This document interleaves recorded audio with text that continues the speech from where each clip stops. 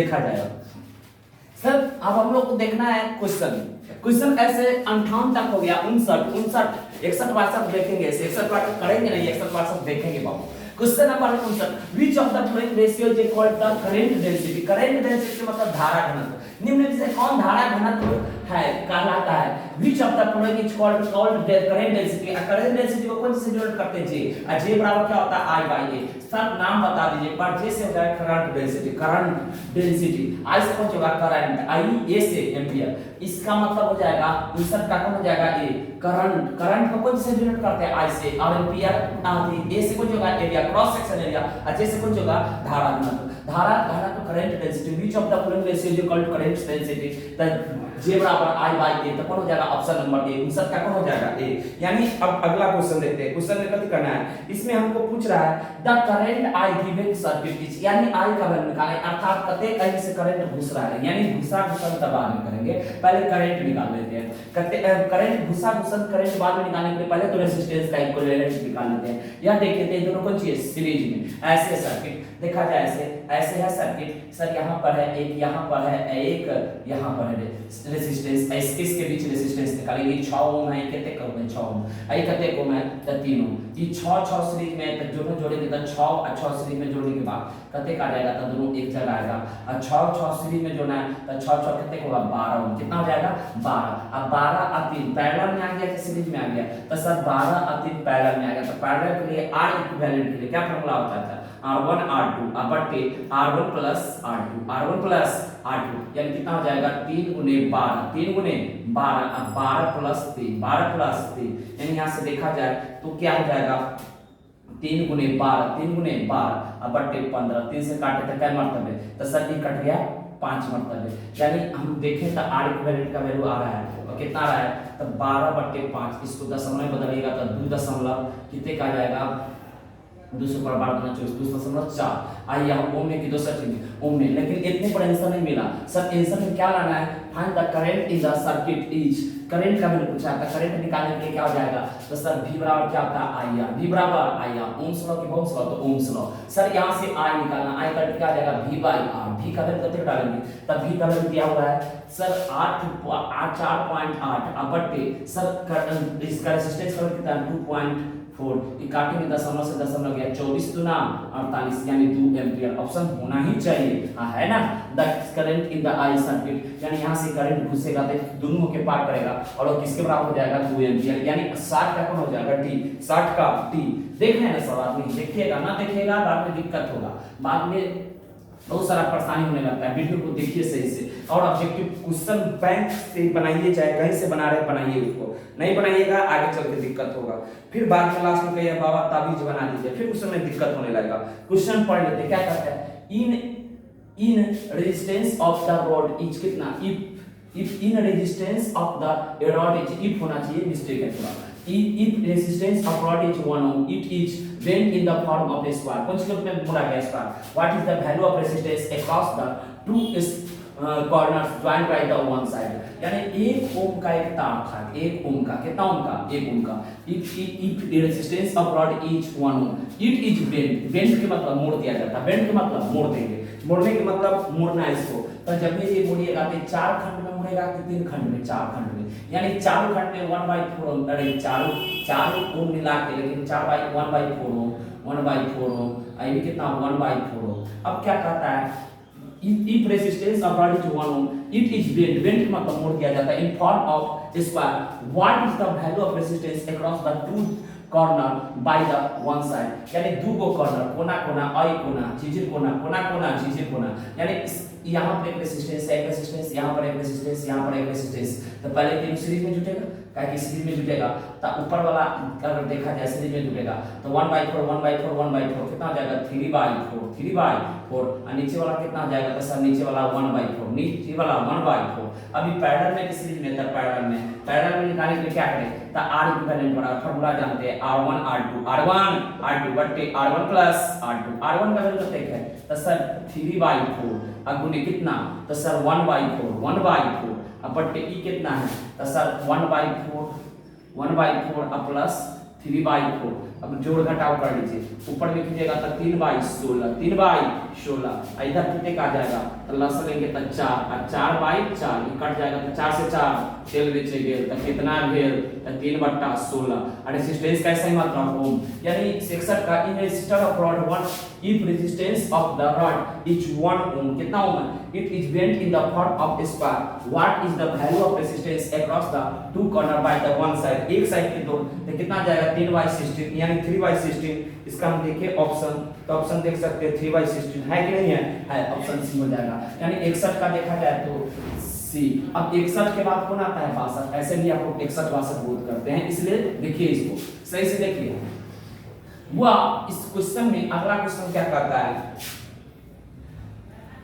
We have 3 balls, क्या वो ball है आपके पास, ऐसे तो सारा 2 होता है लेकिन इसके पास क्या को दे दिया 3 को। We have the 3 balls अब तक कितना 40 वाट 60 वाट और 100 वाट at the 220 volt, which of the this has the minimum resistance, यानी किसका रेजिस्टेंस कम होगा, रेजिस्टेंस कम पूछ रहा है रेजिस्टेंस ज्यादा, तो रेजिस्टेंस निकालना है। You have the 3 ball, क्या बॉल है 40 वाट 60 वाट एंड 100 वाट एट इतना, which of the these has the minimum resistance, सब आदमी जानते हैं पावर इक्वल टू क्या होता है v square by r, power equal to v square by r, यानी power equal to v square by r। अब जिसका रेजिस्टेंस ज्यादा होगा उसका पावर कम होगा, जिसका रेजिस्टेंस ज्यादा होगा उसका पावर कम होगा। रुक जाइए एक मिनट, कनेक्शन डिस्कनेक्ट हो गया, फिर से जोड़ते हैं जी, क्षमा चाहते हैं इसके लिए बीच में, ऐसे भी आप लोग सो नहीं जाइएगा इतना देर में, तब तक ले देखिए यहाँ पर फिर से जुड़ जाएगा। सर यहाँ पर इस क्वेश्चन को देखना है, कहीं कनेक्शन मेरा है क्या हो गया, टेक्निकली प्रॉब्लम आ गया ना, क्या दिक्कत है, जुड़ जा बाबू जुड़ जा, ऐसे नहीं जुड़िएगा तो गड़बड़ हो जाएगा। हाँ देखिए आ गया, एक कटअप हो गया था, कनेक्ट मतलब वो थोड़ा टेक्नोलॉजी प्रॉब्लम नहीं कहते हैं, आ गया था, खैर टेक्निकल प्रॉब्लम था, कोई दिक्कत नहीं, कोई इशू नहीं है, इतना देर आप लोग वेट कर सकते हैं, चाहे तो, नहीं चाहे तो फिर कहाँ से कर सकते हैं। सर यहाँ तक इसमें कोई प्रॉब्लम नहीं है।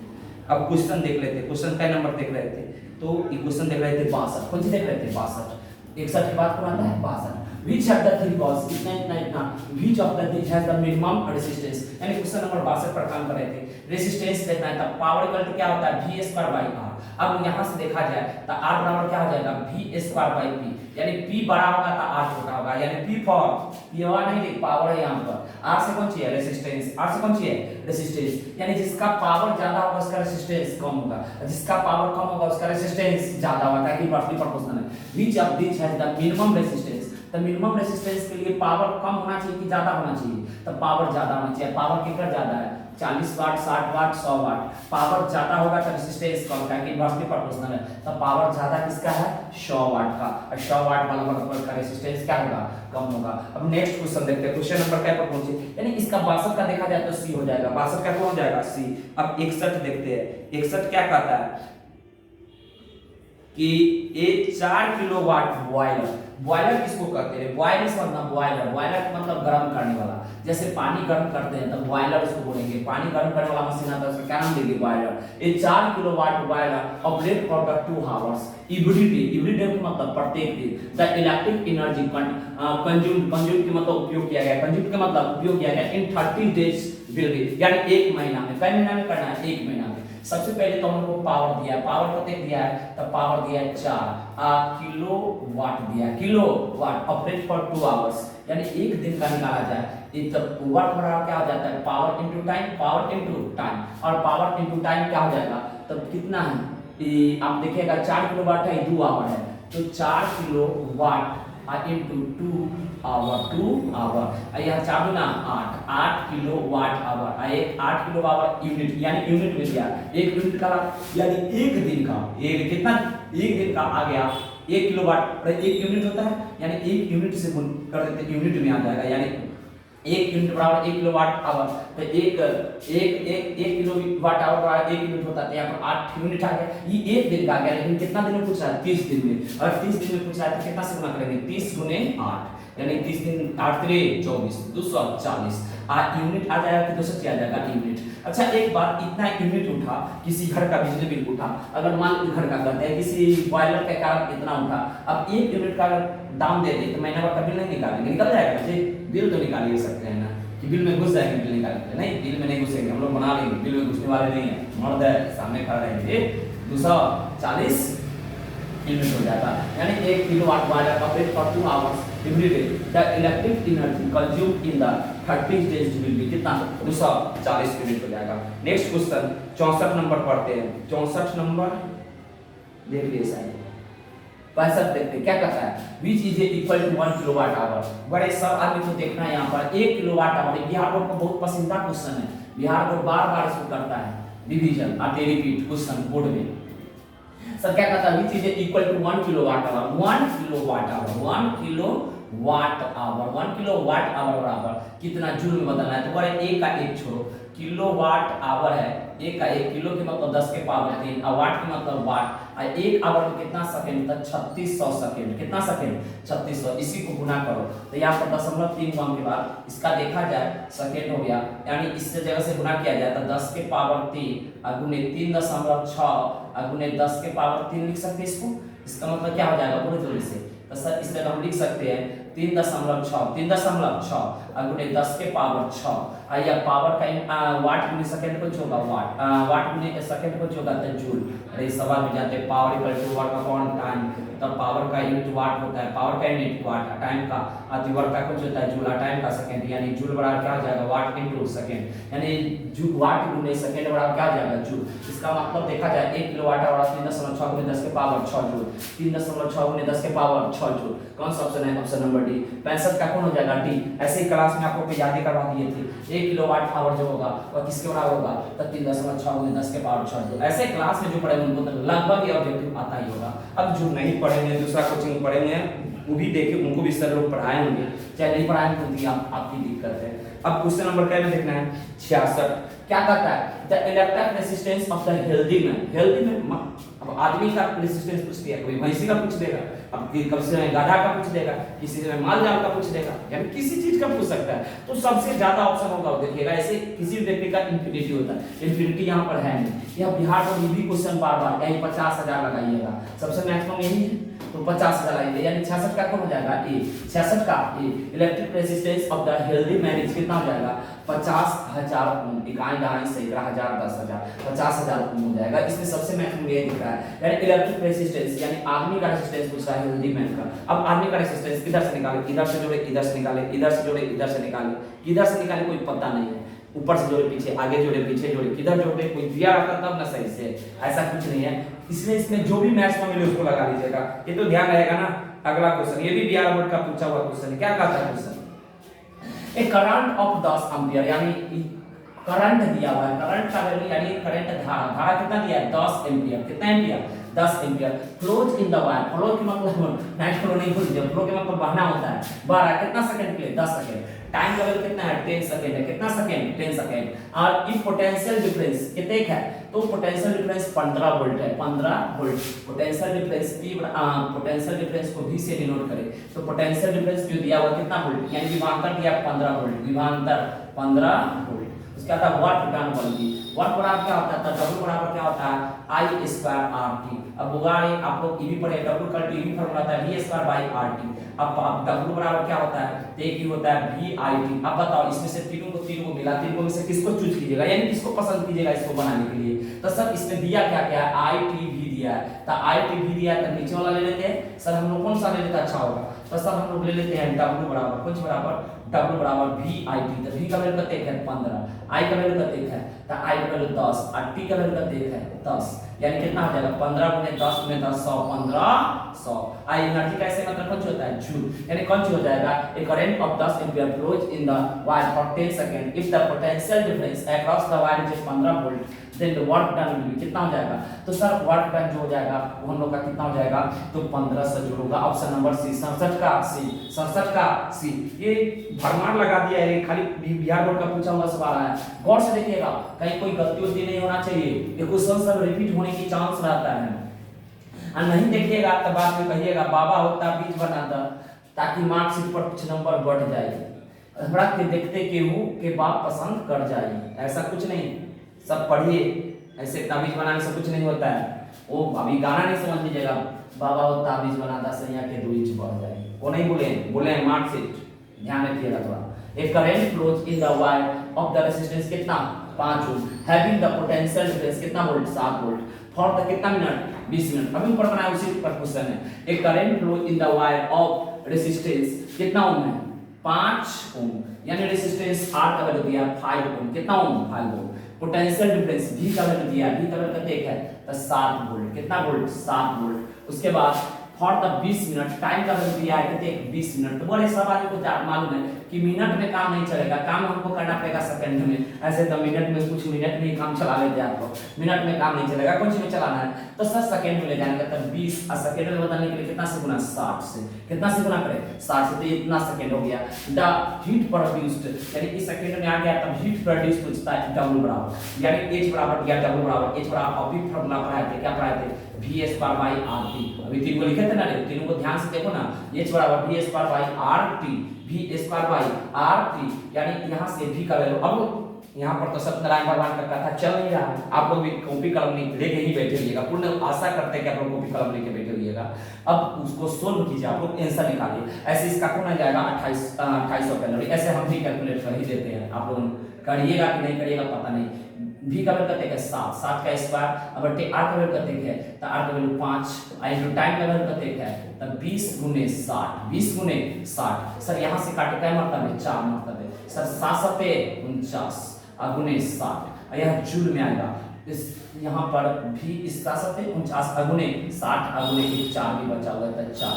अब ये तो आएगा जूल में, लेकिन हम लोग को देना कौन से में ऑप्शन कैलोरी में, कौन से में कैलोरी में। तो सब आपको पता है 1 कैलोरी बराबर क्या होता है 4.2 जूल। अभी लेते से पढ़ते आ रहे हैं 1 कैलोरी बराबर कितना जूल होता है 4.2 जूल, 4.2 जूल। तो जूल को कैलोरी में बदलना है तो 1 जूल बराबर क्या आ जाएगा 1/4.2 कैलोरी होना चाहिए कि नहीं होना चाहिए। तो जूल के जगह पर क्या रख सकते हैं 1/4, यानी इसको सीधे कितना से भाग दे कैलोरी में बदलने के लिए, तो कैलोरी में बदलने के लिए आप सीधे भाग दे दीजिए सर 4.2 से, 4.2 से दशमलव उड़ा है ऊपर 10, दशमलव उड़ा है ऊपर 10, दशमलव उड़ा है ऊपर कितना आ जाएगा 10, 10 आएगा। अब काट दीजिए, तो अब काटेंगे तो 7 6 42 7 7 49, ये 6 से 6 काटा 10, 7 चौक 28, 7 चौक 28 और गुने 1 0 1 0 क्या 0 2 0, यानी 2 लड्डुआ डाल दीजिए, लड्डू के मतलब 0 और कैलोरी में कुछ में आ जाएगा कैलोरी में। इसका मतलब आप देख सकते हैं 68 का कौन हो जाएगा ये हो जाएगा 68 का हो जाएगा 2800 कैलोरी, 2800 कैलोरी। अब 69 नंबर क्वेश्चन, ये भी बिहार बोर्ड को बहुत पसंद है। 69 की 69 में देखिए भरमार लगा के पूछा है, भरमारी तो कम में साल का दिया है और साल पूछा वो साल तो देवे नहीं दिया, सब साल देता कहाँ है, सब साल देगा तो फिर जगह कहाँ रहेगा इसके पास, हटेगा नहीं हटेगा, सब साल नहीं दिया। लेकिन पूछा हुआ है पावर ऑफ इलेक्ट्रिक सर्किट, अब भी पढ़े पावर करंट क्या होता है तो power equal to V square by R, option यही दिख जाएगा कहीं ना कहीं, देखो V स्क्वायर बाई R यानी 69 का कौन होगा C, 69 का C, 69 का कौन हो जाएगा C। ऐसे 69 का C हो जाएगा। पावर इक्वल टू और फॉर्मूला पढ़ लो, power equal to V square by R होता है या VI होता है, या पावर इक्वल टू क्या होता है तो I स्क्वायर R। सर ये सब कल भी देखे थे, पिछला लेक्चर में देखे होइएगा, बट आप लोग को ध्यान कहाँ आता है लेक्चर का मतलब आप लोग अलग लेक्चर समझ जाते हैं, आप लोग लेक्चर देते हैं सुनिएगा। अभी आप देते हैं लेक्चर, कुछ दिन के बाद मेरा आएगा तुम देगी लेक्चर, आप लोग सुनिएगा, नहीं पढ़िएगा तो यही सब होगा ही, इसलिए कहते हैं थोड़ा ध्यान दो ध्यान दो ध्यान दो, ये सब देख लो। पावर ऑफ इलेक्ट्रिक सर्किट कितना हो जाएगा V स्क्वायर बाई R, यानी ऑप्शन नंबर कौन होगा C, 69 का C। अब क्वेश्चन नंबर आगे बढ़ते हैं 70, बढ़ा दे कि छोड़ दे, बढ़ा दीजिए sir. Ampere hour J unit of, लीजिए अब ऐसा क्वेश्चन आ जाता है क्या करें छोड़ के भाग जाएंगे, आधा जानता हो तो ऐसे ही छोड़ के भाग जाता है, भागना नहीं है डट के लड़ना है भाई। क्या कहता है ampere hour J unit of, ampere hour, ampere hour है, एम्पियर गुने आवर, एम्पियर का स्टैंडर्ड यूनिट है क्या, आवर स्टैंडर्ड यूनिट है नहीं सर नहीं, तो आवर को स्टैंडर्ड आवर किसका होता है घंटा, घंटा को कौन सी बताएंगे सेकंड में, अरे घंटा का स्टैंडर्ड यूनिट कौन सा होगा सेकंड, जब भी बोलेंगे तो एम्पियर गुने सेकंड, एम्पियर गुने सेकंड किसका होता है कूलम का, नहीं याद है याद करवा देते तनी याद करा नहीं आई पहले रहो q बराबर it, q बराबर it तो चार्ज का कूलम और करंट का कौन सी एम्पियर, इसका सेकंड, यानी एम्पियर गुने सेकंड किसके बराबर कूलम के बराबर। याद हो गया कि नहीं हो गया? इसका मतलब एम्पियर आवर यूनिट किसका हो जाएगा? तो एम्पियर गुने सेकंड इसका कूलम का, कूलम किसका होता है? तो चार्ज का। कूलम किसका होता है? चार्ज का। यानी 70 का कौन हो जाएगा? बी। 70 का बी। आ की बा की सा की ड, तो सर ब बी फॉर ब। चलिए ऐसे अब देखते हैं अगला। अगला जो पढ़ा जाए 6 नंबर क्वेश्चन 71। 71 क्या कहता है? Charge on condenser. वाह, कंडेंसर पूछ दिया। कंडेंसर जानते हैं? चार्ज ऑन द फिगर और थोड़ा ऊपर नीचे छोटा कर दीजिए। दिख रहा है ना जी? नहीं दिख रहा है? दिख रहा है। चलिए क्वेश्चन देख लेते, बाद में सुनने लगे। Charge on the condenser in the circuit is given. Circuit में सब आदमी जानते हैं डीसी से जुड़ा है कि एसी से, और डीसी से जब ये जुड़ेगा तो कैपेसिटर का हम अपना से करंट नहीं जाने देंगे, यानी रास्ता काट दीजिएगा। इसको सीधे बोलिएगा इंफिनिटी रेजिस्टेंस कर देता है, इसलिए इससे करंट जाएगा नहीं, तो करंट आई में जाएगा, आई में चला जाएगा, यानी आई में घुसने की कोई गारंटी नहीं है, यानी इधर से करंट नहीं घुसेगा। जब भी घुसेगा करंट तेजी से घुसेगा। तो सबसे पहले रेजिस्टेंस इक्विवेलेंट निकालेंगे, करंट निकालेंगे, करंट निकालने के बाद वोल्टेज निकालेंगे। अब वोल्टेज निकालेंगे तो क्यों नहीं निकल जाएगा? ऐसे देखिए ना, एक बार समझ में आ जाएगा। Charge on the condenser in the circuit shown in the figure will be. तो ये 12 वोल्ट है, आई 9 ओम 3 ओम।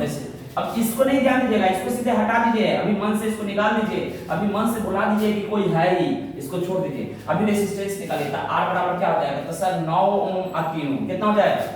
9 ओम 3 ओम, तब वो जोड़ेंगे तो सर 12 ओम। ओम किसका यूनिट होता है? तो रेजिस्टेंस का। ओम किसका यूनिट होता है? ओम का, यानी 12 ओम। अब यहां से I पहले निकाल लीजिए। क्या कीजिए सर? यहां से करंट चलेगा, करंट निकालेंगे तो I निकालेंगे तो I का क्या हो जाएगा? V का वैल्यू कितने है? 12 वोल्ट। कितना वोल्ट है?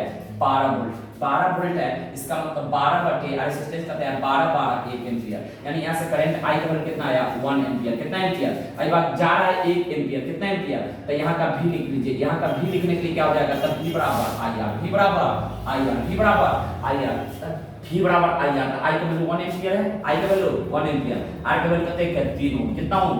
3 ओम। तो ये कितना हो जाएगा? 3 वोल्ट। कितना वोल्ट? 3 वोल्ट। तो ये चीज आप सब आदमी जानते हैं, पैरेलल में समान होता है, पैरेलल में समान होता है। अगर यहाँ पर 3 वोल्ट है तो यहाँ भी कितना होगा? 3 वोल्ट। तो अब यहाँ का वोल्टेज भी 3 वोल्ट आ गया, तब वोल्टेज तो निकल गया 3 वोल्ट। लेकिन हम कुछ कथी रहा था sir? Charge on the condenser in the circuit shown in the figure में, यानी चार्ज पूछा है तो Q बराबर CV, Q बराबर CV। अब देखिए C का वैल्यू डाटा दिया कि नहीं दिया? 6 माइक्रोफाराड, 6 माइक्रोफाराड, 6 माइक्रो। अब फराड का यूनिट है सर, आई किस क्या हो जाएगा? V से कुछ होगा वोल्ट। वोल्टेज करते क्या का निकाले? तब भी निकाले 3, तो 6 3 18 माइक्रो कूलम। ऐसे म्यूसी करते काफी पढ़ देते हैं, बहुत अच्छा तो मौसी बोलने लगता है, तो अब आगे सब पहले चार्ज क्या हो जाएगा? 18 माइक्रो कूलम, यानी यहां से इस क्वेश्चन का देगा charge on the condenser in the circuit in the figure will be. तो यहां का चार्ज कितने होगा? तो 18 माइक्रो कूलम, यानी इसमें से ऑप्शन हम चूज करते हैं। सर ऑप्शन है कि नहीं है? तो सर ये 18 का ए हो जाएगा,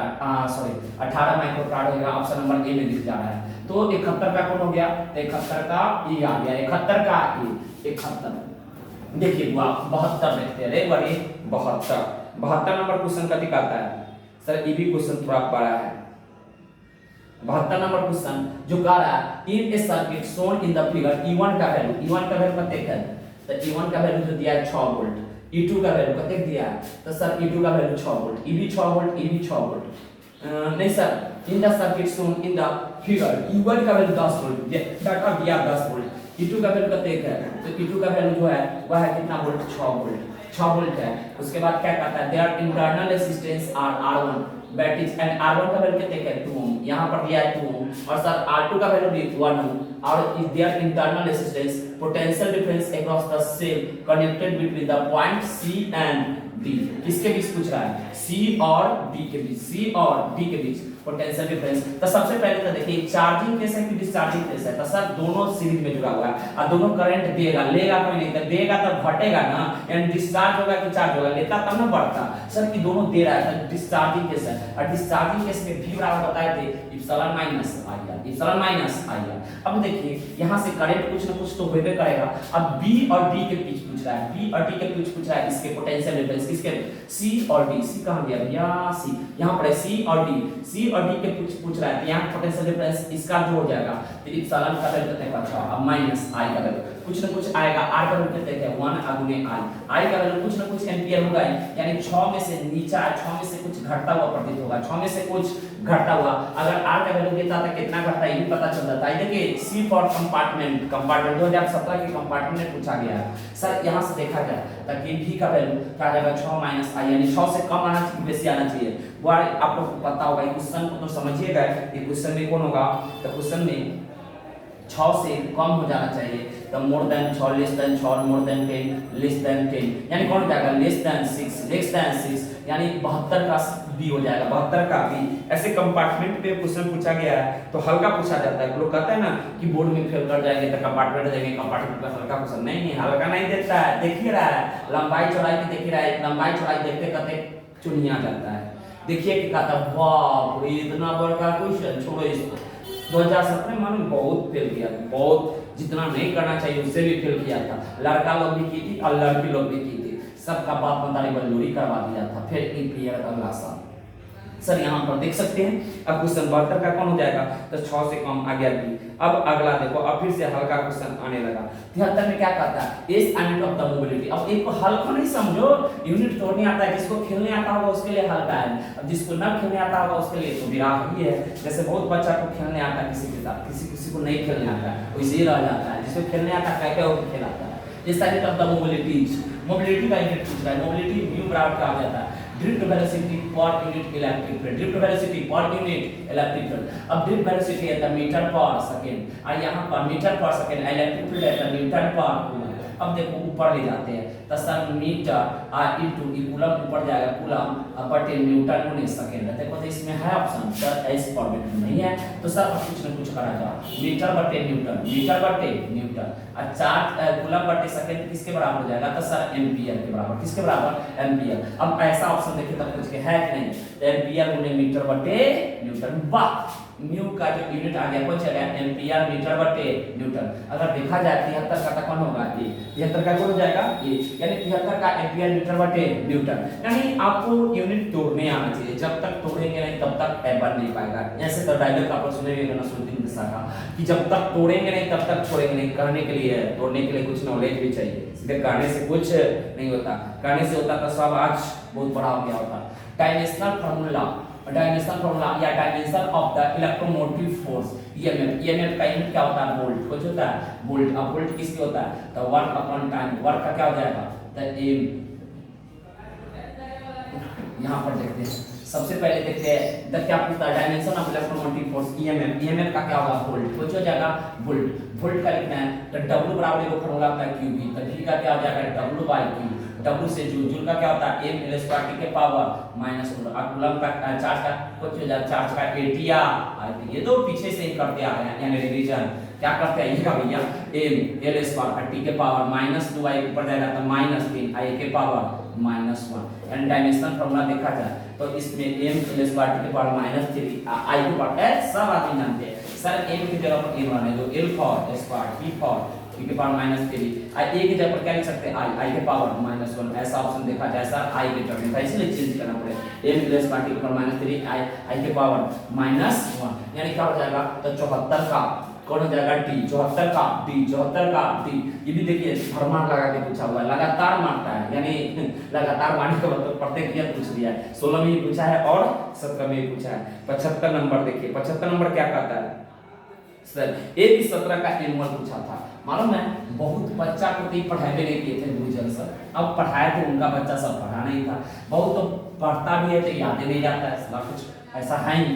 to cells of the EMF epsilon 1 and epsilon 2 internal resistance कितना है R1 and R2 connected in the parallel. या दो ठो सेल है सर, यहाँ पर एक सेल बना देते हैं पहले सर। यहाँ पर सेल है एक सेल में एक बड़ा है एक छोटा सर, एक बड़ा एक छोटा सर। यहाँ पर इप्सिलॉन 1 है तो यहाँ पर इप्सिलॉन 2 है, ऐसे जोड़ा गया है। और सर इसका इंटरनल रेजिस्टेंस R1 है तो इसका R2 है। उसके बाद क्या करते हैं इक्विवेलेंट ईएमएफ का कॉम्बिनेशन, तो इसका इक्विवेलेंट ईएमएफ निकालना है तो आप किरचॉफ लॉ लगा के वोल्टेज निकाल लो, और नहीं तो डायरेक्ट जोड़ लीजिए फार्मूला लगा के। कौन सी लगा के फार्मूला लगा के तो इप्सिलॉन इक्विवेलेंट बराबर जो पैरेलल होता है वो क्या आता है epsilon 1/R1 plus epsilon 2/R2 plus dot dot जाएगा रहेगा तय होते बाद दुइये को क्या करेंगे जाएगा रहेगा तय होगा ना करेंगे 1 बटा क्या हो जाएगा तो R1 प्लस 1/R2 यह होना चाहिए। सर यहाँ पर देखो एप्सिलॉन 1 का वैल्यू क्या है, एप्सिलॉन 1 ऐसे ही जोड़ घटाव कर देना है, कर दिया जाए। सर जब भी जोड़ेगा तो एप्सिलॉन 1 से यहाँ पर लसम असर लेते ऊपर में जब ये लसम असर मारेंगे तो R1 और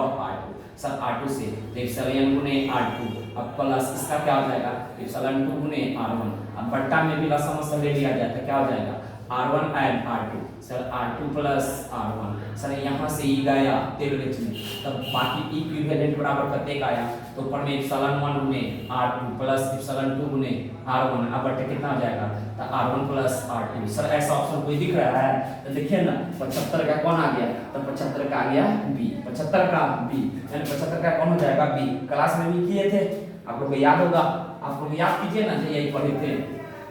सर 75 का दिएगा, अब जिसका इंतजार था 76 नंबर का वो आ चुका है। ओ 76 लोग देख लीजिए एक बार क्या पढ़ाया जा रहा है यहाँ पर। The material used in the electric heater 76 का हीटर तो होगा ही, हीटर में कौन चीज का उपयोग किया जाता है, बुरा नहीं मानिए भाई, कह दे क्षमा चाहते हैं। क्या कहता है material used in the electric heater में किसका उपयोग किया जाता था, सब कॉपर का कर नहीं सकते, उसका रेजिस्टेंस प्लैटिनम भी नहीं कर सकते, टंगस्टन तक खैर बल्ब में यूज होता है, बल्ब बरत रहे सरिया करत रहे, वो वाला बात छोड़ो। टंगस्टन में किसका यूज किया जाता है, टंगस्टन कहां पर यूज किया जाता है तो बल्ब में, कोई पूछते का टंगस्टन का यूज बल्ब में, और हीटर में किसका नाइट्रोन का, ये भी लगातार मारता है, लगातार पूछता है। खैर मतलब the material used in the electric heater is नाइट्रोन, अब बल्ब में पूछ देता है तो बल्ब में किसका बोलते हैं टंगस्टन का, तो समझ गए 76 का कौन होगा तो सर डी हो जाएगा, नाइट्रोन का यूज किया जाता है। 77 क्या करता है absorb electric energy is annual. आप देख रहे हैं ना 2017 में गजबे क्वेश्चन सब था, बच्चा सबको पूरा माइंड हिला दिया था, इतना हिलाया था कि बच्चा सब हिल गया था, कते का रिजल्ट भी हिल गया, गार्जियन भी हिल गया रिजल्ट देख के, कहने मतलब हिलाइए दिया था, किसी को बिना हिले नहीं छोड़ा था, मास्टर को भी हिला दिया था, मास्टर लोग भी बेचैन था इस सवाल क्या पूछ दिया इस बार। Absorb electric energy, absorb electric energy का भी फॉर्मूला देंगे तो H बराबर क्या आ जाएगा V²/RT, सर H बराबर क्या आ जाएगा I²RT, सर H बराबर क्या हो जाएगा H बराबर VIT। तब देखिए दोनों पर तो डिपेंडेंसी देख नहीं सकते, या तो इस फार्मूला से मतलब इस फार्मूला से, अब किसके टर्म में तो सब टर्म जो है पोटेंशियल डिफरेंस में, तो सर ए दोनों के तो कोई जरूरत नहीं है, ए दोनों को भेज देते हैं अर्थात हटा देते हैं, जिसका जरूरत है उसी को देखते हैं। सर यहाँ से H प्रोपोर्शनल देखा जाए किसके, तो खाली पोटेंशियल डिफरेंस से पूछा है, तो किसके प्रोपोर्शनल V²।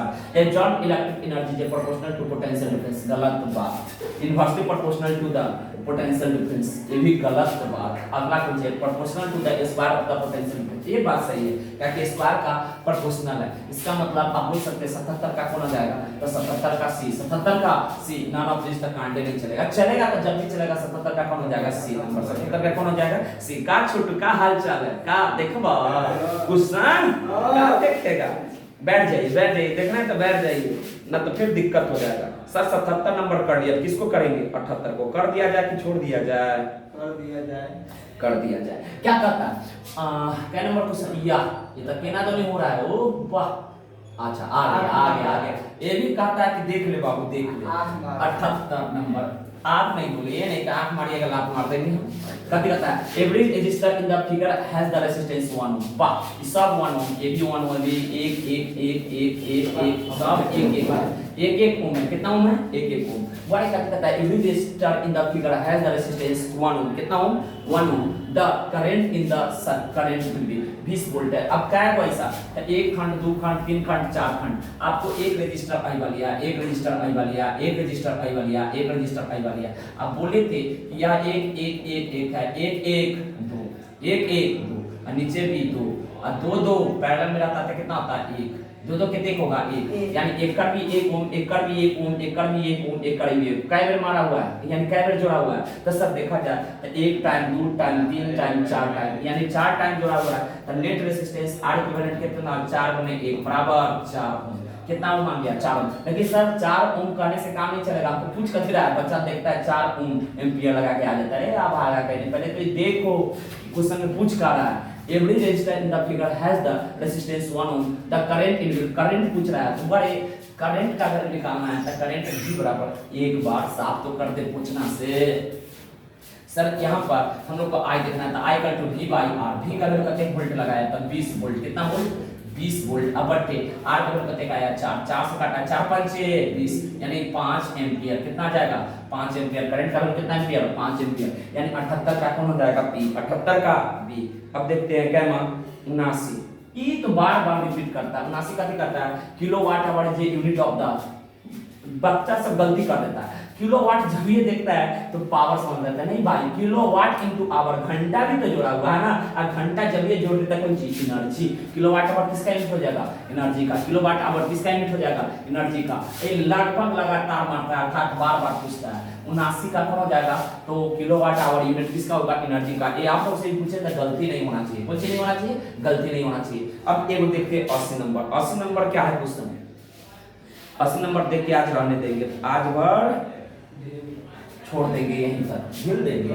का फिजिक्स वाला फिल लेंगे कि हिल का देंगे भाई क्या कहता है a copper wire and the germanium are cooled from the room temperature to 80 kelvin यानी रूम टेंपरेचर लगभग कितने बता 25 डिग्री सेल्सियस या 27 डिग्री सेल्सियस लिया जाता है तो इसको केल्विन में बताया जाता है केल्विन बदलने के लिए क्या आता 273 प्लस 25 लगभग हम लोग 27 डिग्री मान लेते तो लगभग 300 केल्विन आ जाता है 300 केल्विन से कहां तक आ जाता है 80 केल्विन तक कितना तक लाया जाता है यानी ठंडा किया गया कि गर्म किया गया था ठंडा और ठंडा करेगा किसको जर्मेनियम को क्या कहता है a copper wire and germanium wire are cooled from the room temperature to इतना ठंडा किया जाता है देन द रेजिस्टेंस। अब देखिए कॉपर को चालक है कि कुचालक है तो सर कॉपर चालक है तो चालक को जब ठंडा करेंगे कंडक्टर को जब ठंडा करेंगे तो रेजिस्टेंस भी घटता है ठंडा होता है तो रेजिस्टेंस भी घटते जाता है कि बढ़ते जाता है घटते जाता है और जब जर्मेनियम को ठंडा किया जाता है इसका रेजिस्टेंस बढ़ेगा कहीं उल्टा कांड होगा जैसे देखे थे